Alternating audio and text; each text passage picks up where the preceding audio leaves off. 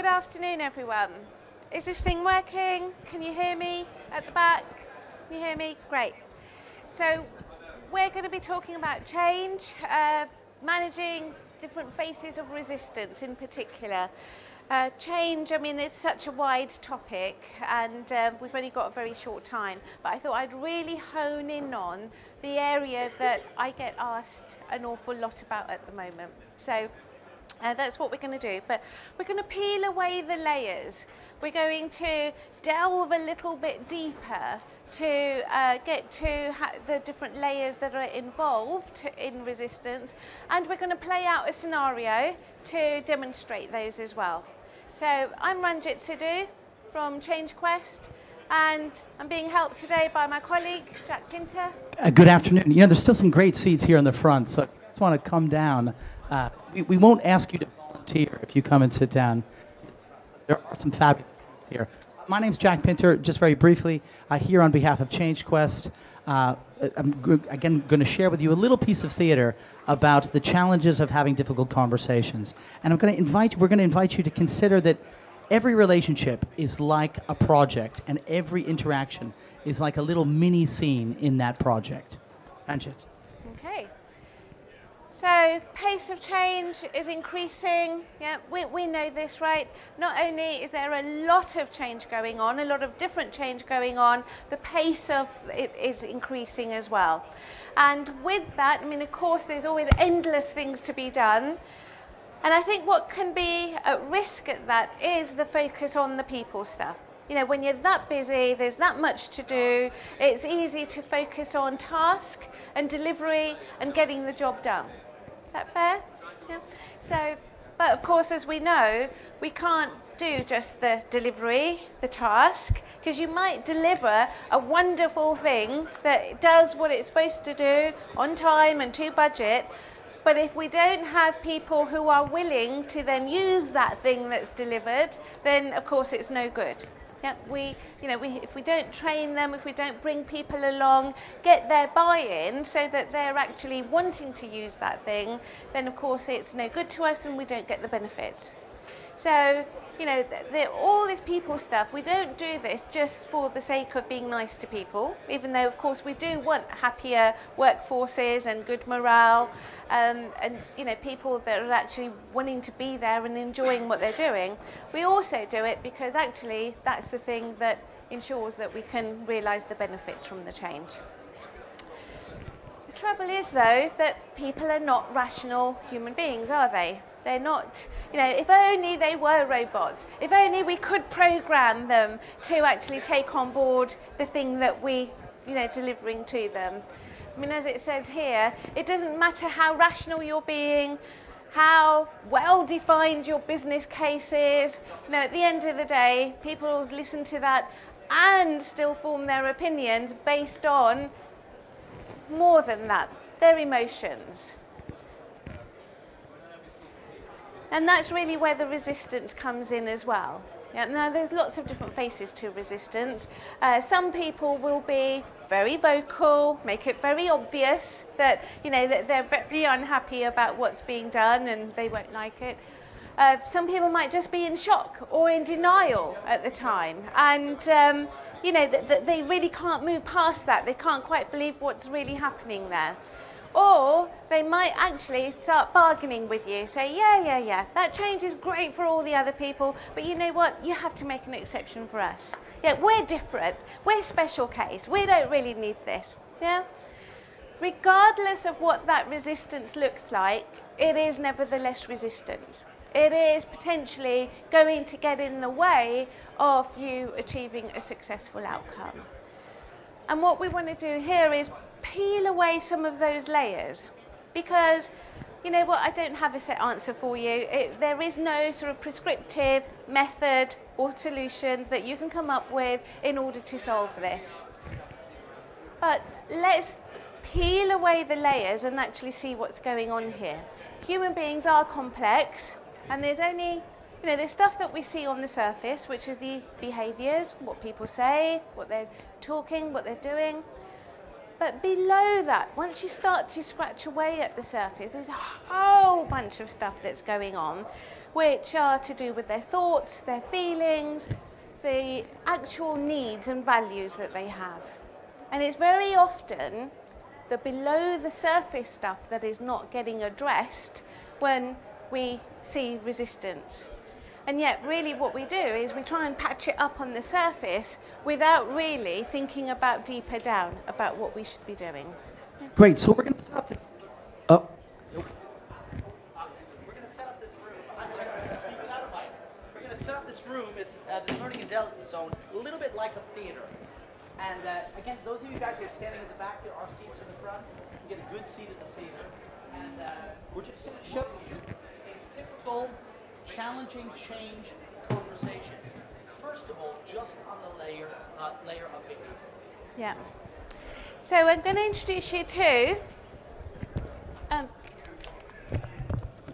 two characters. It's working again, thanks. Right, fictional scenario going on. This is ACME Business Services, and we haven't done as well in the last year or so, so we're going through a cost-cutting exercise. That cost-cutting exercise means we have to basically reduce office space and really think about how we can do that. Okay, so that's really the scene. I'm in the executive team, and my name is Ranjit in this character as well. And Ranjit's my boss. Now, my name's Jack. I'm a mid-level manager, and you know what? I'm a high performer. I've done really well. In fact, when I got my last promotion just a couple of years ago, I finally, for the first time, got my own office at ACME. And you know what? It's in the perfect place. It's just opposite the refreshment station on floor 9, which means, first of all, it's easy for me to get a coffee whenever I want one. But I can see everything that's going on. I can follow all the conversations. And when the senior leaders are out there, I can just pop out and accidentally just chat with them for a little conversation. So I love my office. Okay, so you can imagine this scene playing out within a square mile of here. Many offices, this sort of conversation may be happening. Okay, so. Hello, Ranjit. Not ready. We're just pretend that didn't happen. We'll do take 2. Right? So I'm going to knock on the door again. Yeah. Okay. Hi, Jack, come in. How are you? I'm okay. So there's a lot going on. Oh, would you like me to come back another time? No, I asked you here because I really want to share with you news about what's happening with the changes that are upcoming. Yeah, well, there are a lot of rumors being passed around, I'll tell you that much. I know, so let me explain. Given our results and performance in the last year, the consultants that we called in to help us with this have helped us to make a decision, and that we do need to cut costs. Oh, I see. Well, we faced some really difficult decisions, Jack, and we knew that whichever option we took, it would upset people. But this is what we've chosen to do, which is the least disruptive option. We're basically going to cut office space from 4 floors to 2 in this building. So where will my new office be? Well, we're going largely open plan, Jack. Well, what does that mean for me? So that means you'll be hot desking. Are you saying I'm going to lose my office completely? Well, look, don't look at it that way. You just won't have a fixed office. Surely there's got to be some other solution. I'm really sorry, Jack. You're not the only person that this is happening to. But my work is really sensitive. I need my own private space to do my best work. Look, you just need to get used to the environment, and you'll be fine. I can't come to work not knowing where I'm going to be sitting. I need you to make an exception for me. It can just be a small office, but it's got to be a place of my own. I cannot make an exception for you. I'm sorry. Well, I don't know what I'm going to do. Well, look, take a while, let it sink in, and then we'll talk again. Okay, that's the end of scene 1. We're going to step off the day. Yeah, give us a round of applause, of course. This theater, why not? Just a quick question. Have you ever been in a conversation like this? Feel free to raise your hand or say, oh, I'm being swapped around there. Good, excellent.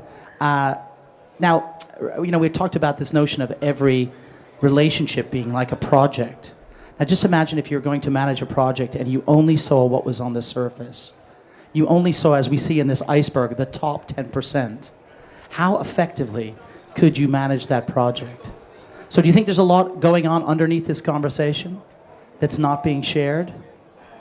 And in a moment, we're going to take you through just one level down. We're going to show you the same conversation, but in this time, instead of on the level of behavior, we're going to show you what each one of these characters are actually thinking while this conversation is going on. Would you like to say anything else before we... No, I mean, really, there is a lot that isn't said. Typically, we speak at about 100 to 150 words a minute. Some people talk faster, but our thought process is much quicker. So there's an awful lot that goes on that isn't then said. Okay, should we show them all that stuff that's going on in the background? Okay, so you'll see the same scene with the same characters played out, but now hear their thoughts spoken out loud. Hello, Ranjit. Hey, Jack's here. I wish I didn't have to do this, have this conversation. Oh, I don't like the look of this. Delivering bad news is part of my job, but I don't like it. Maybe I should have prepared for this meeting? Okay, well, come on, Ranjit, get it over with. Jack, you've been working really hard, achieving really good results, but the company hasn't performed, and we're not doing well. Well, that's not my fault. I'm a high performer. Well, it still means bad news for you.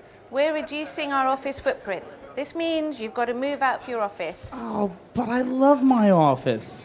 It's the perfect place to have meetings, and it's just close. I see everything that's going on in the company. Yeah, but, you know, it's the lesser of two evils. It's a stupid decision. Well, you should be thanking me for protecting you from moving out of the city altogether. I wonder where my new office is going to be. You know, I'd like to be up on the 11th, somewhere near the big boys. Yeah, the senior leaders. Jack, I'm not sure you're really getting this yet. I know you're not going to like it, but after the move, you will be hot desking. Oh my God! I'm not going to have my own office anymore? But don't look at it that way. You'll still have an office with everything you need.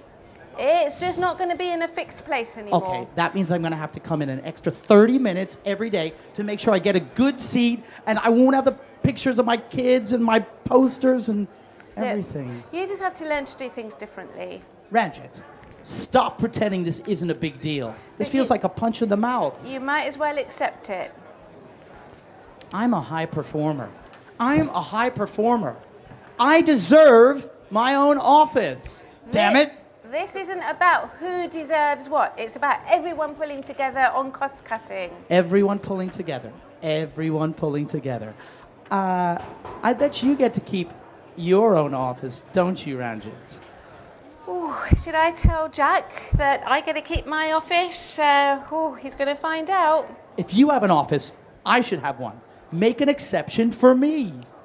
Are you out of your mind? No, I'm out of my office. Look, just get over it and get on with your job. Your job is to make sure that I can do my job. And I've had enough. I don't want to work here anymore. No, it sounds like Jack might be thinking of leaving. That wouldn't be good for our team. Maybe I'll just give Beta Business Services across town a call. Maybe they could just use what I've got to offer. Okay, do you remember when you were... Thank you. Yep. Thank you. Do you remember when you were a child and your parents said to you, you know, you can't say what you're thinking out loud, right? I see lots of nodding heads. You know, we say a penny for your thoughts, but do we always want to hear a person's thoughts? Now, what I'm curious about is, have you taken sides in this conversation or in this interaction? And if you have, I'm just going to ask you, if you are siding with Ranjit in her argument, just raise your hand. Okay, great. And put your hands down. If you're on Jack's side, raise your hand. Okay, so great. So we're absolutely, we have strong alignment. So maybe you guys have been in this situation of having to deliver a difficult message. So maybe you really understand this. Maybe this behavior is completely irrational. Maybe it's not right. Maybe it's not professional, but it's still happening, right? Now, we're going to go a step further. We're going to go down to the level of emotions. Yeah. Ranjit. Well, I mean, at the end of the day, our thoughts are connected to our feelings, and our feelings are connected to our thoughts. So let's go deeper. Okay. So again, the same scene now played out on the level of emotion.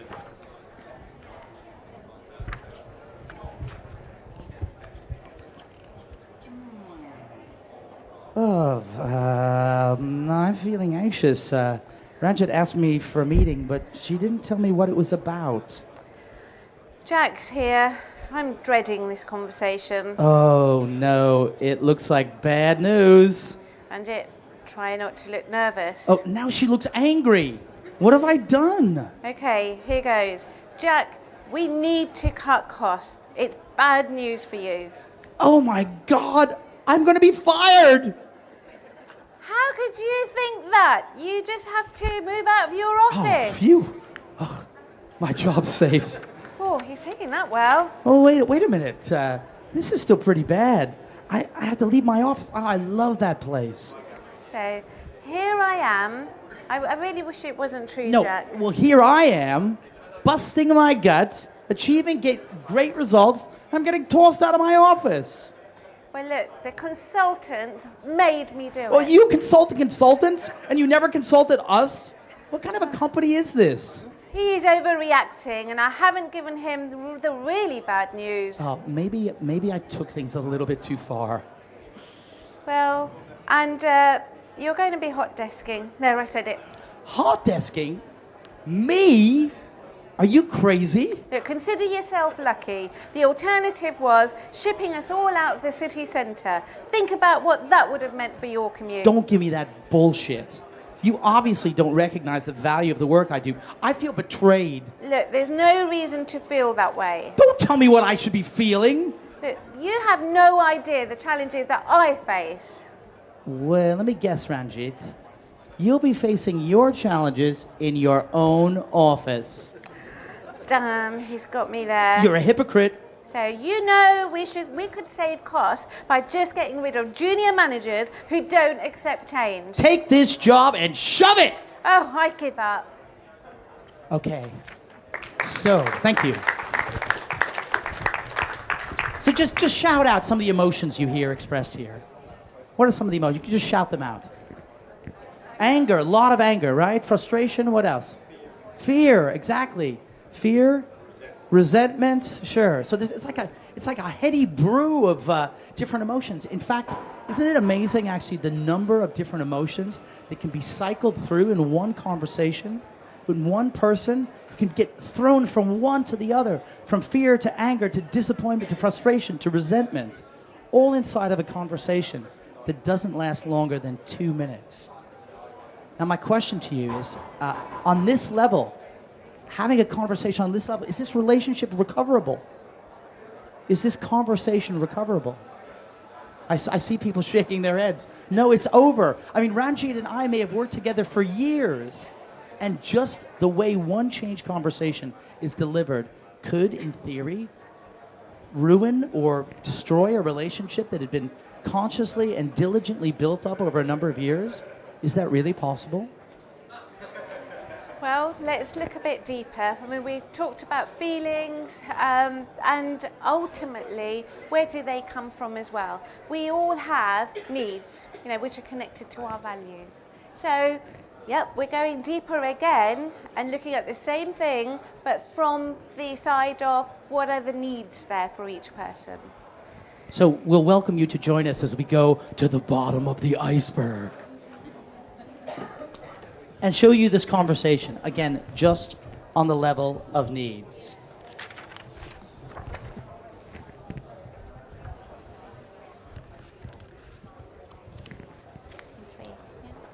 Four, yeah?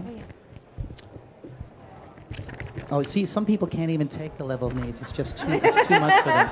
I mean, it's like, I know it's a rich cocktail we've already offered you. There's more to come. Ooh, okay, so we're on scene 4. Down to the level of needs, yes. Yeah. Okay. Right, so I need to deliver a difficult message. With all the rumors I've heard, I need to know what's going on around here. And I need to get on with just explaining the changes we're putting in place. I need to know what this means for me. And I need people to just accept the hot desking solution. Well, I need a secure place where I can have meetings and a place where I can just think sometimes. And I need appreciation that I faced a really difficult decision. I need to be heard, especially as I wasn't consulted on this decision, which is going to have a huge impact on my work. And I just need to get this change done successfully. Well, I need recognition of what I need to get my job done. And I need people to trust me and that I'm protecting their best interests. I need assurance that I can do the work that will get me my next promotion. And I need people to cooperate and work together. I need to feel valued. I need to feel respected. Appreciate me. You trust me. Help me succeed. Okay.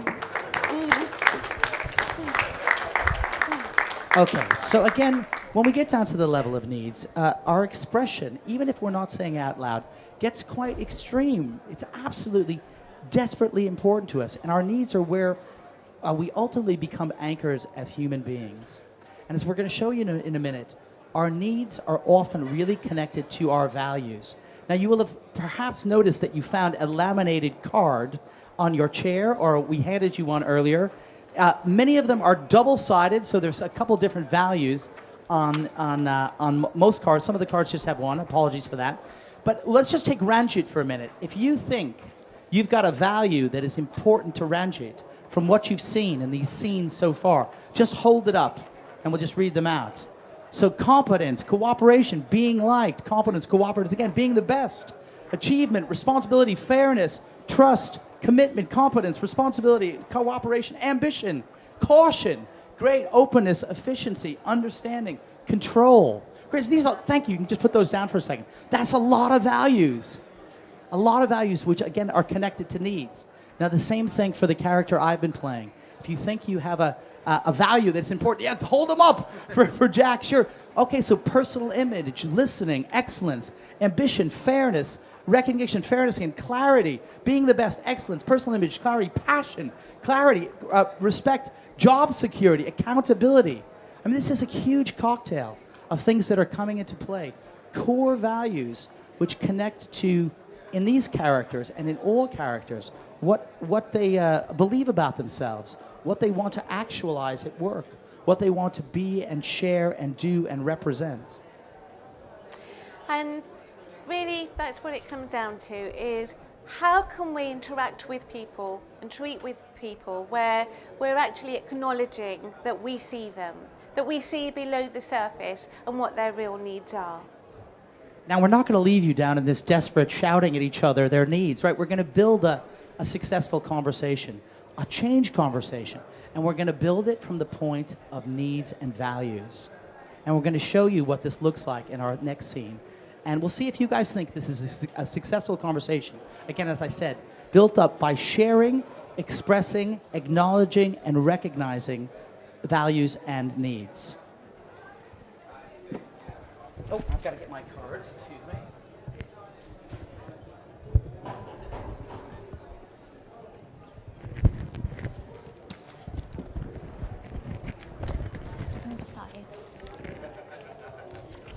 Great, this scene required a little bit more setup, so thank you for bearing with us.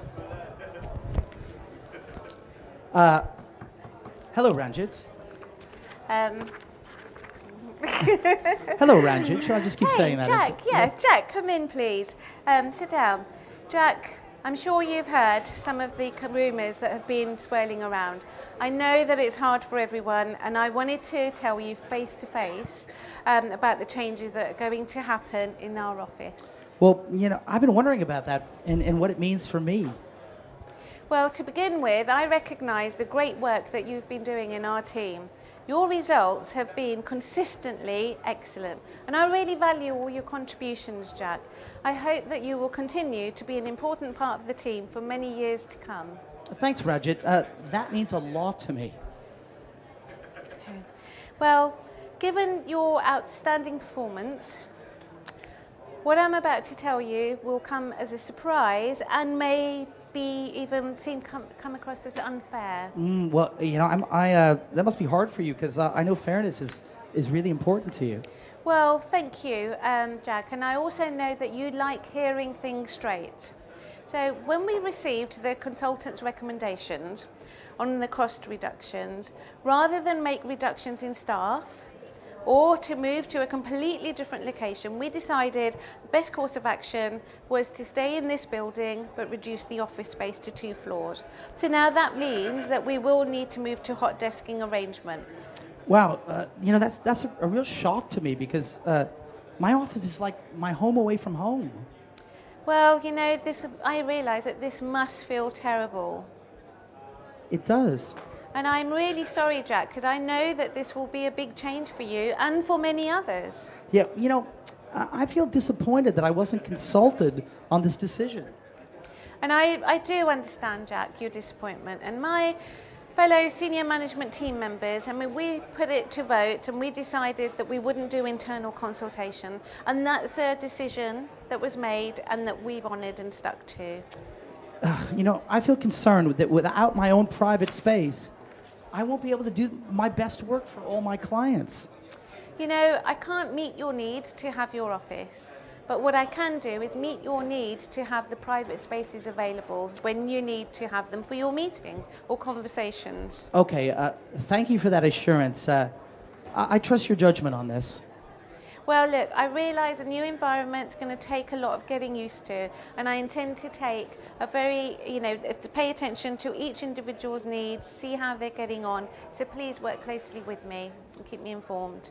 Thank you, Ranjit. Well, thank you, Jack, for your understanding and for sharing what's important to you. I'll do everything that I can to meet your needs. Okay, what do you guys think? Yeah, we definitely applaud the good conversation, right? The successful conversation. So what are you guys thinking? Possible? Yeah? So what are we doing? We're consciously expressing needs and values, sharing the needs that we have, again, which arise out of values, and obviously acknowledging the needs of the other person. Now, is anybody out there thinking, oh yeah, that's great, that's fine when it's all two-sided, but what happens if you're having a conversation with someone who is not in this cubicle right now? What happens if you're speaking from the language of needs and values and the other person is just on that original script, that original conversation? Anybody thinking that? Yes, sure, thank you. So we're going to show you what this looks like. We're going to take, how are we doing on time? Yeah, we're okay on time. Good. We're just going to take this final scene we're going to show you. Ranjit's going to do the last conversation, her side of the last conversation you saw, where she's recognizing needs and values and speaking from that place. And my character, Jack, is pretty much going to try to stay on the original behavior script, the original conversation. And we'll see what this looks like in a one-sided way and see if it works, right? If it's just being done by one person. We've made a good mess up here, Ranjit. That's good. Okay, so again, Ranjit speaking from the points of needs and values, and I'll be just back on my old Jack in scene 1. Hello, Ranjit. Hey, Jack, come in, please. Sit down. I'm sure you've heard there's a lot of rumours going around that we are going to make some changes. And I know that this is going to be hard for everyone, so I wanted to explain to you face to face. Yeah, there are a lot of things swirling around. I don't know what to think. Well, to begin with, I recognise the great work that you're doing.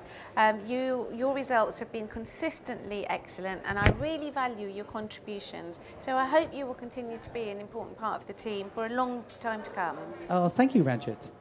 Well, given your outstanding performance, what I'm about to tell you will come as a surprise and may even seem very unfair. Okay, that doesn't sound good.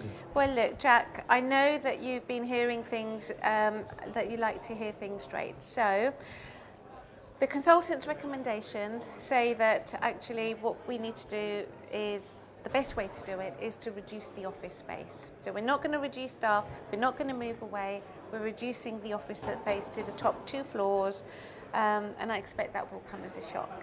It is a shock. So where will my new office be?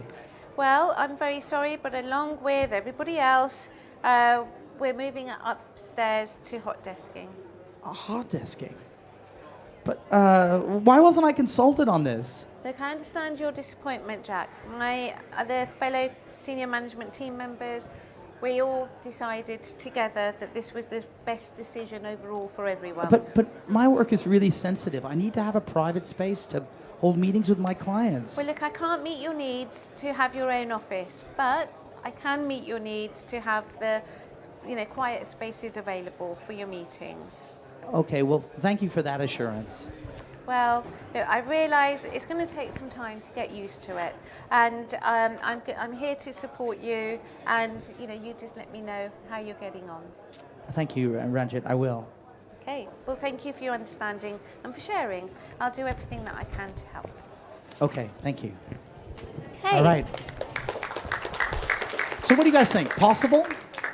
Do you see what happens even if just one person in the conversation is holding that needs and values? It does have a huge impact on the other person, and perhaps in Jack's case, just takes him out of really descending into outrage and anger and many of those emotions that you saw when we did this earlier. Ranjit.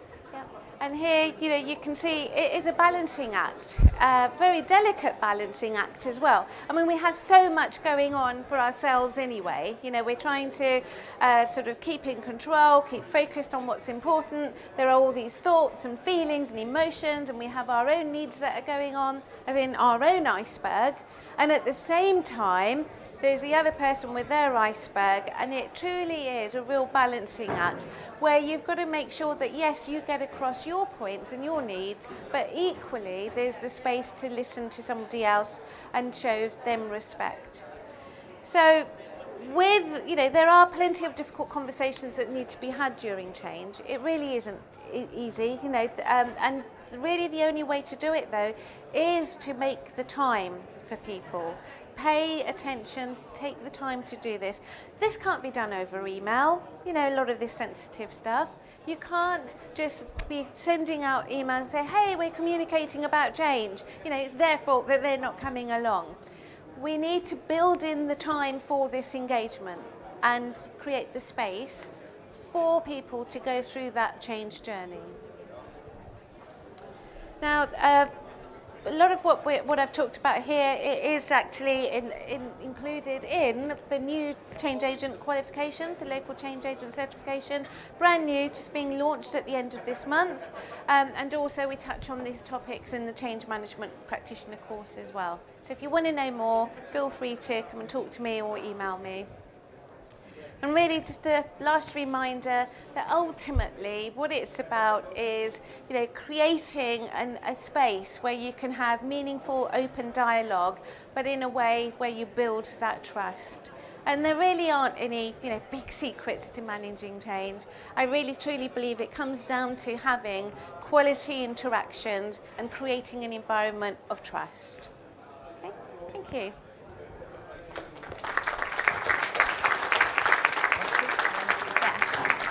Are there questions out there? Questions? Comments? Anything? Anything you'd like to know more about or curious about or challenges you want to make? We'll take this on the level of thoughts, feelings, needs, behavior, anything out there. Yes? How do you find out about other people's values and needs? That's a great question. So the question is, how do you find out about other people's values and needs? Great. That's a great question. So who's got an answer for that? How do people here find out about other people's values and needs? Because we don't wear them signposted on our head. Right. I don't know if it's a massive insight, but sometimes they just tell you. They kind of maybe call you up and have a private conversation and will tell you what their value and need is, which is driving their position. Sure. Any other ideas? And there's one really, really simple way is you could ask them, right? What's really important to you in this work? Is that possible? I see a shaking head. Can't really ask that question. Because the funny thing is, people ask us, what are you thinking? How are you feeling? They never ask us, what are you valuing? Do they? We just don't have these conversations. Yes? Is it not also a question of culture? So you may be asking someone about their values, but actually it doesn't quite fit in the environment you work. So that's a challenge. How do you deal with that? Yeah. Sure. And the way I see it is, it just seeps out of them. It really does. So, I mean, yes, absolutely. If you can create the time for the conversation, and it's a safe enough environment and that culture where they can tell you, that's great. But even when they don't, it will just come out of their pores. It will come out in the words that they're saying, but more importantly, in the types of questions that they're asking. You know, that's where you can go, right, what's behind that? I mean, even as a trainer, I'm constantly, you know, like we have delegates asking questions, but the first thing I'm always thinking about is, right, what's really behind that question? What is it that they're really searching for? What's the need there? And that, I think, goes for any conversation as well. You know, just a tip. I often do an exercise where people work in pairs together, and they just share what their first day of work was like in their current job or their current role. And after that, the idea is that if I've been listening to you tell me about your first day of work, I then have to imagine that I'm a detective and tell you what your drivers are, what your values are, what motivates you, what you care about. And you'd be surprised that even after just listening to someone for 2 minutes talk about an important day in their lives, how many values, as Ranjit was saying, are absolutely transmitted. They're like broadcast on a screen. So I would suggest to you that it's actually easier than you think. And just on the level of needs, how often do we ask the people who work for us, who we manage, what do you need from me to help you do your best work?